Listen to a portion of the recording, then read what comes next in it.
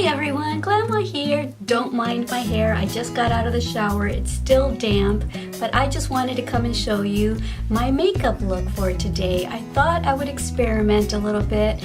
I am totally out of my comfort zone and I'm wearing a really dramatic makeup look, but I thought it would be perfect for anyone having a February date night. I thought this was a perfect February date night look. What do you think? I used a lot of reds and pinks and golds and browns. There's the eyeshadow.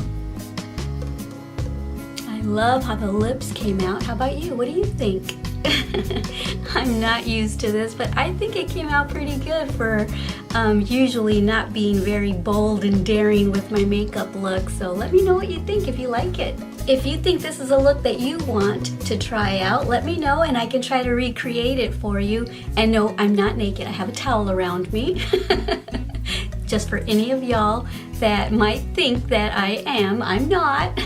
I wouldn't dare come on camera without anything on at all. So yeah, let me know what you think about this look and I can try to recreate it if you guys think you might want to try it for a date night this month. Alrighty guys, don't forget how much I love you. Don't forget to love yourselves and everyone you come in contact with. Alrighty guys, bye. Mwah.